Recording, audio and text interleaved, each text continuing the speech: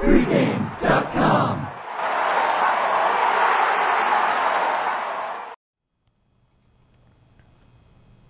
I'm Johnny Detroit here at the Pregame Studios in Las Vegas, Nevada with my man Frank.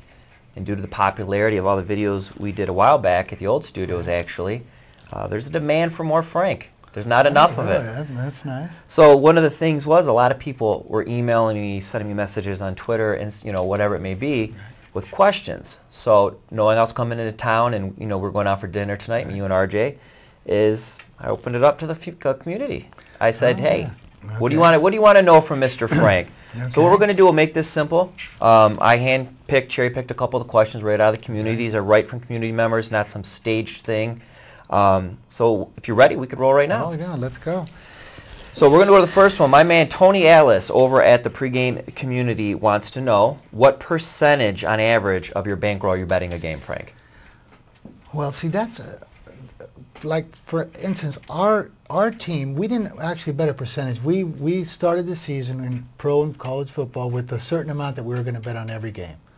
But a lot of people like to use percentage of bankroll, but we bet a nice, comfortable number that we knew we'd never get nervous, because there was a lot of weeks we had a lot of plays, and people tend to, when they start using percentages, they tend to overbet and get nervous, and then their whole season comes out of whack. But I'd say, like, you shouldn't bet more than 2 or 3% on any game.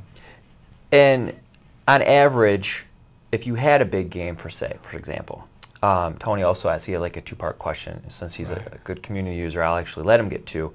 Is if there was a game, did you ever go beyond what you felt comfortable with? Well, no, yeah, I take that question back a little bit. There were games that, for instance, we had our set number we were betting on every game, but we did have about 7 or 8 plays this year where we actually went as high as 5 times our normal bet. They were that strong. What's your normal bet?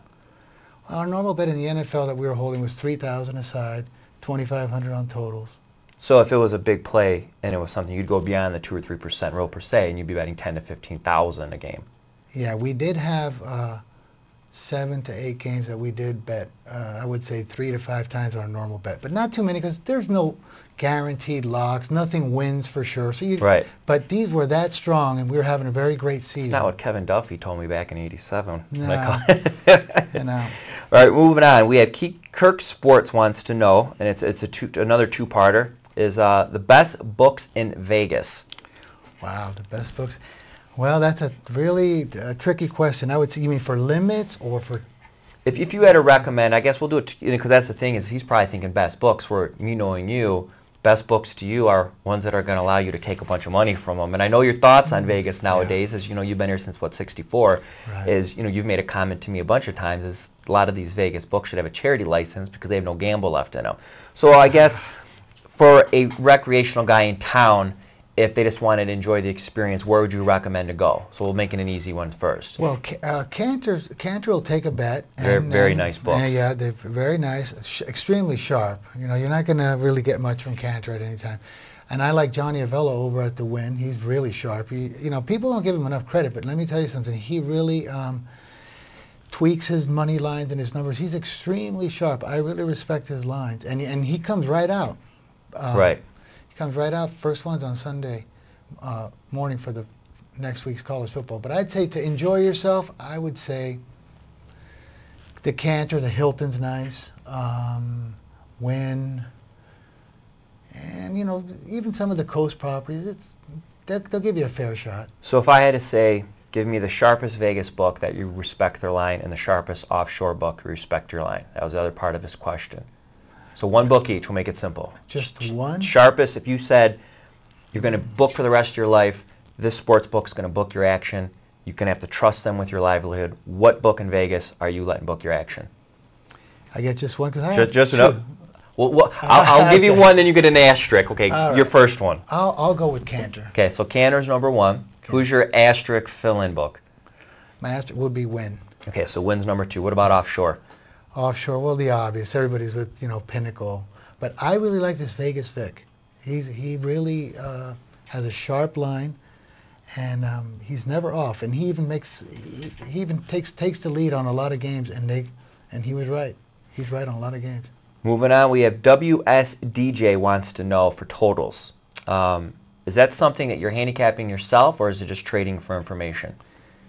Which totals? Like college football and... Frank, you're making this very complicated. So it's the college football in general. Because I know when we spoke earlier, you said there's, you know, your totals based on the sport is based who you're getting it from. So...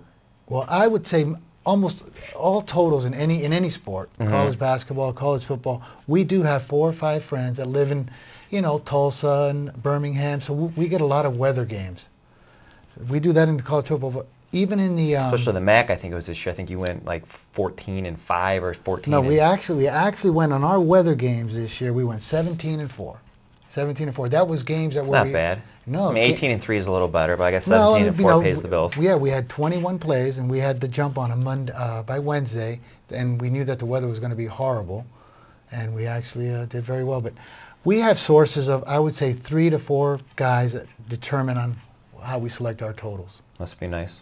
So we have Stat Lab Sports wants to know, do you bet any first 5-inning baseball? Yeah, we do. 5-inning baseball, let me tell you, people don't understand. Well, a lot of people do, but some do not necessarily see the value in it. I mean, like I'll tell you, for example, let's say, for instance, you're betting a home favorite, you know, Lincecum or Kershaw, a pitcher that you're laying a pretty nice price with $1.90 or $2. A lot of the times, you're much better off taking it in the first 5 innings. Because if he shows up like you expect him to, that's why he laid $1.90, he's going to get the job done in 5 innings. You know, how many times has a guy, we don't lay prices too much, but I know that there's a lot of times that these guys will lay like 230 and the game's 1-1 in the 8th inning. How do they like their 230? You know what I mean? Right. So the longer the game goes, you know, the worse you want to be laying a big price. Are you guys handicapping the first 5, or is it information? No, we do. We do handicap the first 5. Baseball props, team totals, or team runs, player props. You do any props in baseball? We do a couple of props, not too many, but we do. And you get cut off probably? We do, because once you start getting on a lot of books and really, you know, doing very, very well on their props, you're going to lose all your outs. Right. DJS123 wants to know what type of volume and what like the amount of plays you normally play. And I know it's going to vary per sport, so we'll go through the big ones. On a college football Saturday, when it's all said and done, and you know you're watching the TV, or I know you know your partner likes to go to the movies by himself and not even watch the games. On a college football Saturday, how many pieces of action do you normally have in? Well, I'll tell you how we did this year in college. The way we are handicapping our games and when we do our sets, and we've done very well. And this has been a process of about 4 or 5 years where I really think we've got it fine-tuned. But every year we got to get sharper because they get sharper. Right. In college football this year, we went 159 and 114. That's a lot of plays. It's a lot of plays, a lot of stress. Especially when you're playing no, because we 2,000 or 3,000 a game, that many games. But it was so see, that's the thing is you can't. So many times people they start betting games or betting amounts that the next thing you know they're not even really enjoying themselves. They're not watching the games. They're stuck. We bet our you know sometimes some weekends we had 28, 29 games. I know they think it's crazy volume, but we had the best of it in all you know where we felt in all 29 games. We'd make our bets and we were done with it. Same amount. So as long as you feel you have a positive edge, yeah, just blanket bet. There's no second guessing. If you think your line's better than theirs, there's no we're going to only do 5 games today. We're only going to do 6. Right. If you have an edge, you're going to bet as much as possible, no questions asked. No, not as much as possible, but we're going to bet. We're going to make that play. For instance, we have our things that determine you know what the lines should be or where we think the game should be at, and if we see that they're off and it becomes one of our plays, that's a standard play. We don't bet star plays like 10,000 on one game and 2,000 on the other one. We decided a certain figure and a certain number we were betting on every game this year, and we stuck with that number, and we ended up grinding it out. You know. I mean, 159 and 114 is not technically grinding it, but no, for sake of argument, I'll give it to you. But you know, here's one of the keys too on this 58%, and because of a lot of our offshore books, that's where the key of getting 105 is big. You know, like Hilton on Thursday nights. Get your offshore exactly, books. and a lot of people don't understand the value. They think the 110, the minus 105, they're expecting to win, so they're not thinking about it. But when you're putting in, you know, 200-300 plays, it's saving huge. That percentage on your bets, especially when you're betting 2,000-3,000. So to close out the quick Q&A, Frank, is Tooldo wants to know, and I already know the answer, so you're going to give me your answer, which I'm anticipating, and then I'm going to go back prior to what I think your answer was different. Are you superstitious? No, I do not believe in luck or if you walk like this, and I believe luck is something that Of course, there's good fortune for a certain period of time and everything, but I believe without with hard work and having the best of it or something, it all evens. Things always come out the way they should. There's really no such thing as luck. Okay, before you had your epiphany, and anyone who watched the first couple videos we did back in the day, you made reference to when you went to one sports book and you saw one line, you went to another, you saw another, and then it hit you, the value of line shopping and the power of the number, and you had your epiphany, and here we are talking today. Prior to that, before you had your epiphany, were you superstitious?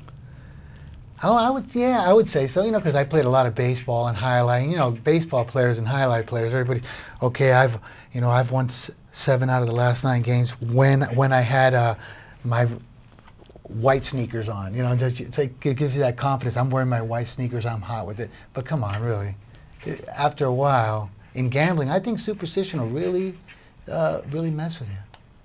Well, Frank, I appreciate it. We have another video planned and hopefully a fun dinner tonight, and I appreciate everyone watching. So, sure. From Johnny Detroit at the Pregame Studios and Mr. Frank the Wise Guy himself, that's going to do it. Thanks for watching. Thanks.